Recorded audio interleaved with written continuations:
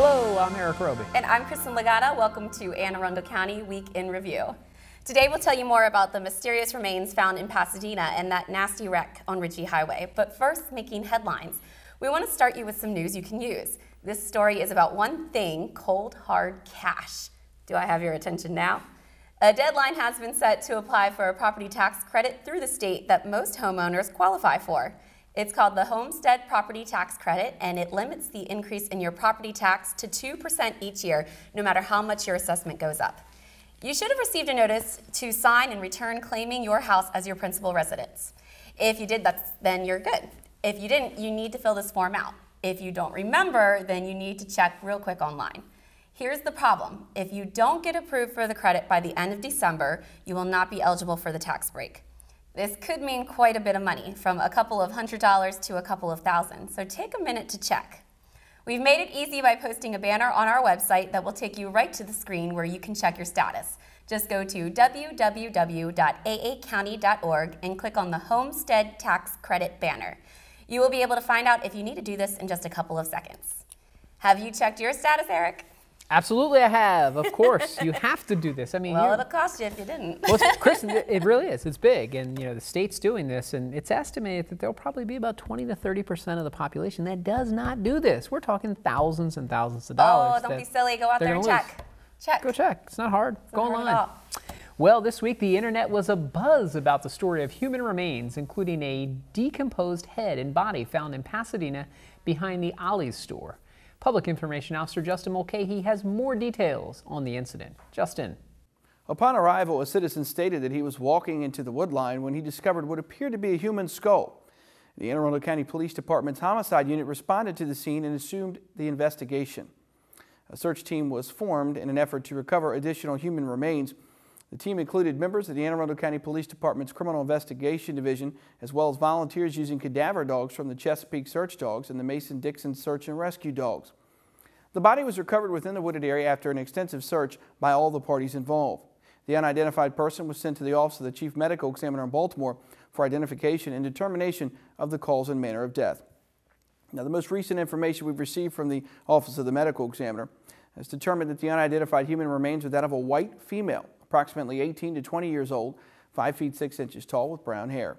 The manner of death has been preliminarily determined to be a homicide due to trauma to the upper body.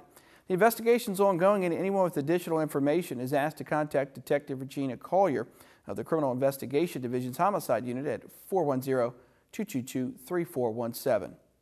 Folks, we're going to move on to our second incident. That one took place really throughout the entire month of July. We had a series of commercial burglaries throughout Anne Arundel County involving a single suspect who was targeting businesses and making forced entries into those businesses. Now, on July 19th, while investigating one of those burglaries, this was at the Anne Arundel County Fairgrounds located in the 1400 block of Generals Highway in Crownsville, a cell phone was recovered at the scene.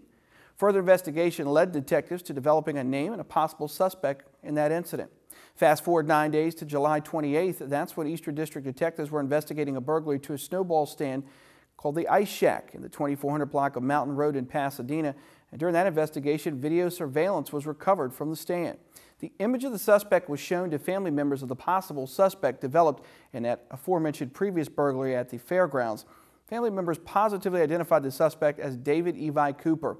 He was involved in breaking into that stand along with numerous burglaries. An arrest warrant was requested and then granted for Mr. Cooper on August 3rd. Now on August 6th, about 10:43 in the evening, a member of the Eastern District PAC unit was on routine patrol when he observed the subject on a motorcycle run a red light.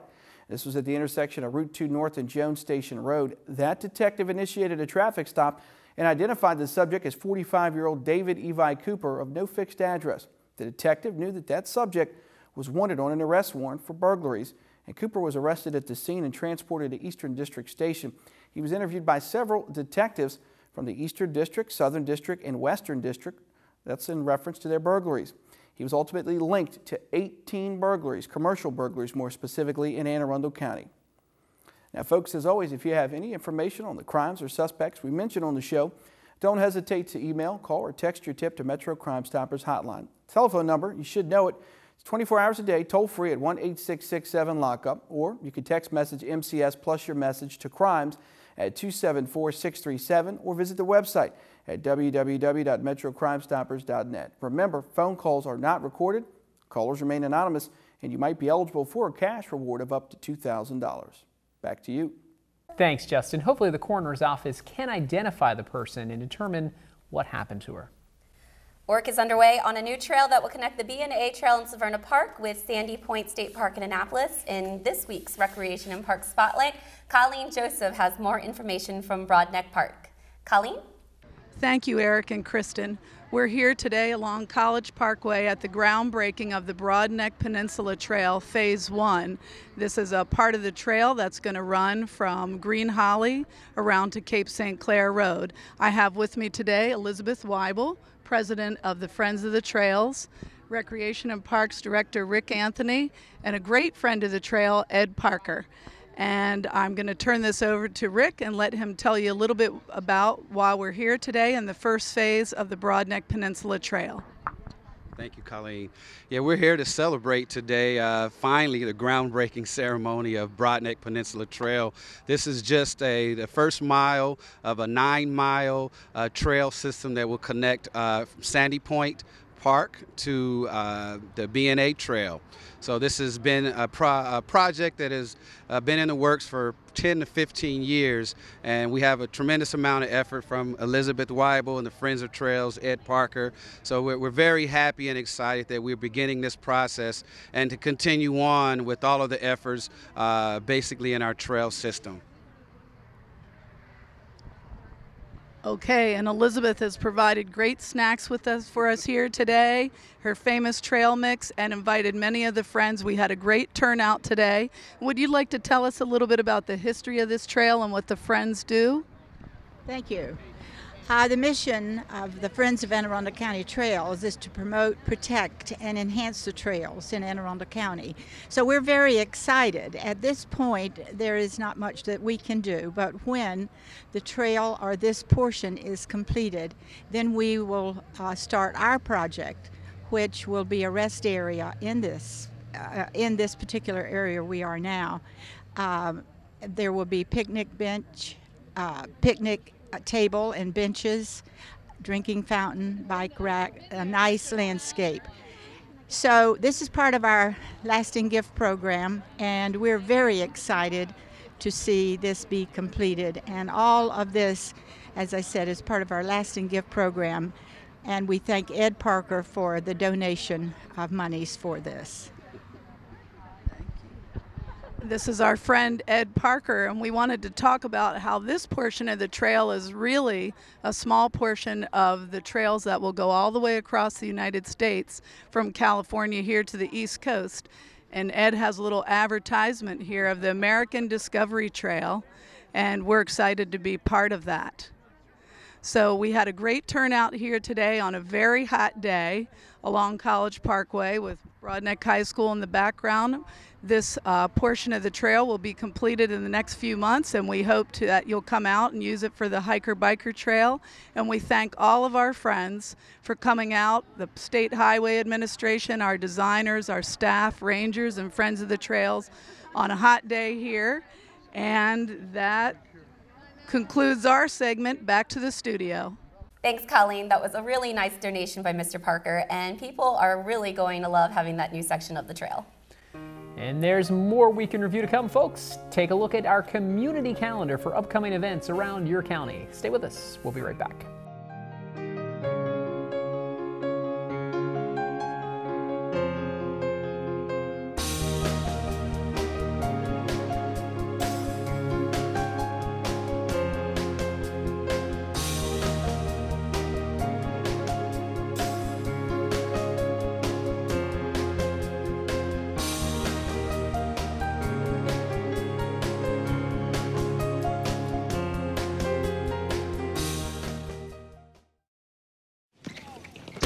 Welcome to my block party. Glad you can make it. The only triple doubles you get come with fries. Last time you blocked someone, you were online. I can do this all day.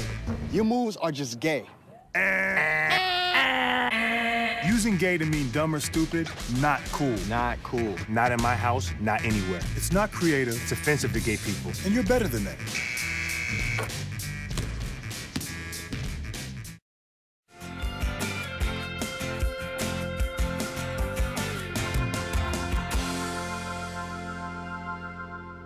Welcome back.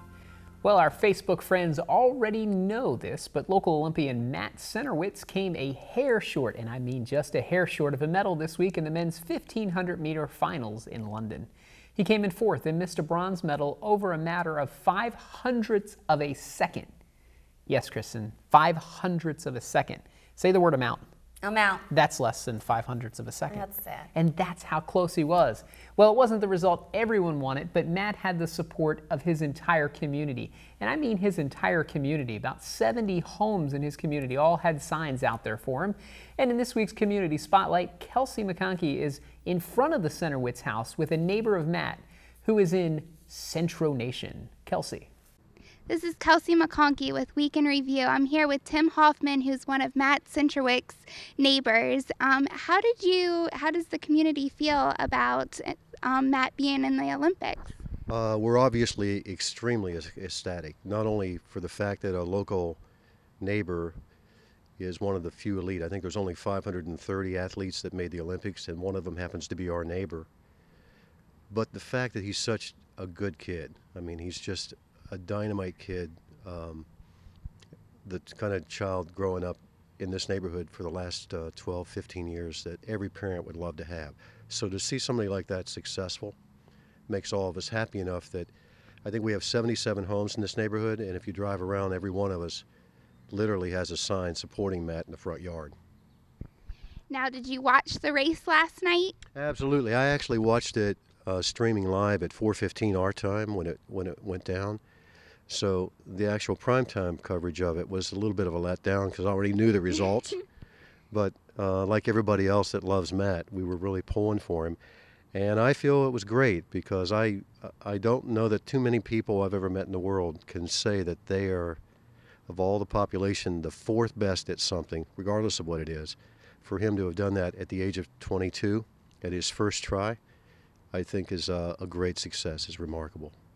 Now, I see all the signs around the neighborhood. Did the community do anything special to watch the race together last night? The community board actually met at my place. I have a little tiki bar out back, so everybody was invited, but most of the board members came down for it. But I think that the majority of them kind of already knew what the outcome was, and yet all of us could not be more proud. So we got together and had a couple beers and enjoyed watching it together. Yes.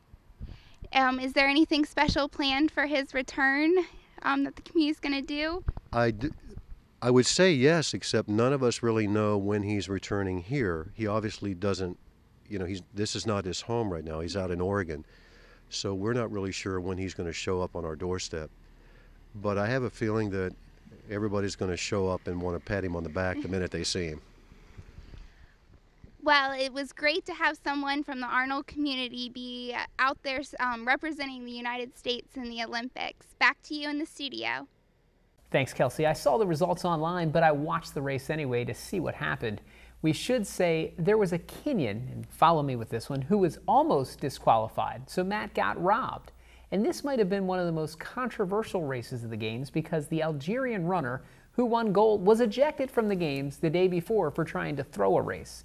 He was cleared to run at the last minute after his team said he had an injury. So, yeah, you see what we're talking about here. Another American, Leo Manzoni from Texas, did, however, take the silver. So there was a little silver lining to the whole thing, I guess. The commute home recently was rough for drivers returning home from work to run into a 4-hour road closure on Route 2 that also affected travelers on Route 100, Route 10, and Catherine Avenue. Division Chief Michael Cox with the Anne Arundel County Fire Department has more on what caused the backup, as well as a fire at an M&T bank in Severna Park. Chief. Thanks, Kristin. The first incident occurred just after 6:30 p.m. when Anne Arundel County firefighters responded to the 500 block of Ritchie Highway for a reported building fire at the M&T Bank on Sunday evening. The first units to arrive on the scene reported heavy smoke coming from a one-story bank building. At that time, firefighters forced entry into the interior of the building and advanced hose lines inside to search for and extinguish the fire. In all, it took more than 50 firefighters from Anne Arundel County, Annapolis City, and the Naval Academy Fire Departments about an hour to bring the 2-alarm incident under control. There were no firefighter or civilian injuries as a result of the incident. The bank was closed and unoccupied at the time of the incident. Firefighters remained on the scene for approximately 3 hours after extinguishing the bulk of the fire to search for small pockets of smoldering fire and hot spots in the roof and ceiling area of the building. The fire, which caused an estimated $1 million in damages, remains under investigation. In a second incident, Anne Arundel County firefighters responded to a reported motor vehicle accident in the area of Ritchie Highway and Route 10 around 2:53 p.m. on Tuesday, August 8, 2012. The first units to arrive on the scene reported that a tanker truck had jackknifed, causing the tractor and trailer to separate. The tanker truck was carrying 8,500 gallons of gasoline and came to rest on the highway and was leaking some fuel as a result of a residual amount of product that was contained in the distribution piping on the underside of the trailer. That piping was damaged when the truck and trailer separated. Fire Department hazmat crews working with members of the Maryland Department of the Environment worked to ensure the leak was controlled and stood by at the scene of the incident until the vendor could get an additional tanker truck to the scene and transfer the 8,500 gallons of gasoline into another truck. Kristin? Thanks, Chief. The good news, of course, is that no one was hurt in either one of these incidents. Well, if you thought you could just walk into that voting booth this November and just pick your favorite candidates and leave, you're wrong, folks. This year there will be a large number of ballot questions for voters to consider as well. That might take a little extra research. This week, the County Council voted to put 15 changes to the county charter on the ballot. Yes, that's 15 changes. These changes to the county version of the Constitution do all kinds of things, from setting the rules for removing a councilman or executive from office, to when the budget is presented, to how employee contracts are considered. If you want to get a first look at the topics covered, go to www.aacounty.org and click on County Council under Government. Then select Approve Legislation and Resolutions and scroll down to the bottom of the page. When the questions are finalized, we'll post them all in order on the home page, but you can look at the resolutions passed by the Council. You can also request a list from the County Council directly by calling them at 410-222-1401. Finally, we want to let you know about a service for seniors that puts a helping hand on the other end of the phone. Mary Felter from the Department of Aging and Disabilities has some more. Mary? Thank you. Today my guest here is Kim Yates, who's the director of the RSVP program at the Department of Aging and Disabilities. Our topic today is the Telephone Reassurance Program that we run at the department, and Kim's been doing a good job with it. Welcome. Thank you, Mary. Thanks for having me. Tell us first, what is the Telephone Reassurance Program? Well, Telephone Reassurance is a program that comes under RSVP, which RSVP is the Retired Senior Volunteer Program for Anne Arundel County. What we do in that program is we have volunteers that call clients throughout our county that are homebound, disabled, over the age of 18, and then seniors that are over the age of 55 that don't have family close by. And it's a well-checked call that we make every day of the year, weekends, holidays, every day, to make sure they're okay. 365 days a year? Yes. And what are the hours usually that it runs? Well, we make the calls between 7:30 and 10 every morning. And the client gets to choose a half-hour increment in which they want their call placed. So say if you're an early riser, you want your call between 7:30 and 8, you know, to have somebody to talk to first thing when you get up, or some other people would prefer to have 9:30 to 10, but it's between 7:30 and 10. And why do we even have to have a telephone reassurance program? Well, it's very valuable to people that, like I said, are frail and homebound. If something would perhaps happen to them through the night, say they fall, have heart attack, anything that can happen to them. Say they lose power, can't use their oxygen. I mean, there's many, many things that can happen, to a frail person in the evening and through the night hours when they are not in contact with anybody. Has the program ever rescued anybody? Have you ever done anything like that? Oh, of course, yeah. Well, especially during this last storm we had when the power was out for some people a week. Our volunteers were calling every day. And anybody that had any problems, we try to contact their contacts. If we can't get someone to their home to check on them, then we call the police to go make sure that they're okay. So yes, in that light, it is very, very valuable. I understand at one point there was somebody who fell down some stairs, not this last time, but earlier in the program, somebody fell down the stairs and couldn't answer the phone. So right, and then we send somebody out. We've also had instances where, like during the snowstorm, I think it was 2 years ago, we had a lady that was on oxygen and her caregiver couldn't get there to help her. So we had to call 911 for her. She would have been in a world of hurt if the program wasn't in place. Exactly. She wouldn't have had enough oxygen to even breathe. So scary to think about what might have happened if that had happened. So how long has the program been in existence here at the county? For about 30 years. Wow, that's a long time. Well, RSVP has been around 30 years. Telephone Reassurance has been around since about 1985. And how do you recruit people to do this? I mean, do you have to recruit volunteers or? Well, actually, we're looking for volunteers to place the calls, and we're also looking for clients that need the calls. So we do a lot of advertising and in the senior centers and through family members. You know, if a family member feels that their adult parent needs a phone call, we're more than happy to do that for them, and all they have to do is give us a call, and we will, you know, set up the program for them. And what's that phone number they should call to ask for help? It's 410-222-6713 or 222-6717, but 6713 is a better number. Right. Again, it's 222-6713. And anyone who wants to volunteer can call that same number? Yes, and we are looking for volunteers and clients alike. I just forgot to ask you, how many contacts do they have to write down that in case they can't be reached? They give us 3 contacts. We like to at least have a family member, if possible. We also like to have at least a neighbor who has a key to their home so that they can go in to make sure that they're not, you know, hurt. So 3 people. And then if they can't get in or they can't reach anyone, does someone agree when they sign up that you could let a fireman or a policeman in, even if they have to go in forcibly, correct? Yes, we've had them go in forcibly. Well, it sounds like a really excellent program that you're offering, and I want to thank you for coming on the program today and letting people know about Telephone Reassurance. Thanks for coming, Kim. Thank you very much for having me. This is Mary Felter, Public Information Officer at the Anne Arundel County Department of Aging and Disabilities, and you've been hearing about the Telephone Reassurance Program at the department. Back to you.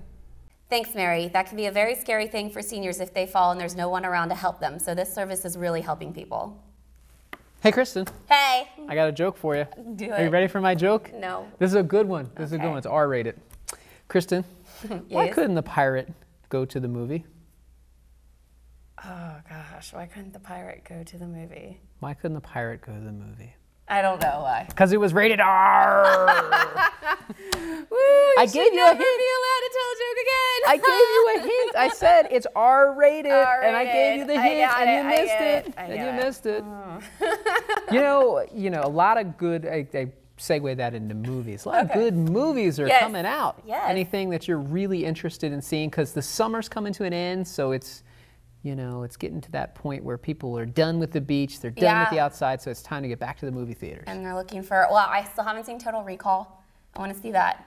And Chuck, our producer, Total saw Recall, it. He said it was. Total Recall was out in like the 80s and 90s. You know how it is. People can't come up with new ideas, so they just redo things. They recall them. They recall them. That's another joke. Oh, yeah, my so goodness. I want to see that. This is getting bad. I want to see, I'm really excited. It's not coming out to the end of this year, but I really want to see Django Unchained. It's a new Tarantino film, and it looks really good. Yeah. So it's got Jamie Foxx in it, and Leonardo DiCaprio, and you're just watching it for Leonardo DiCaprio. well, why not?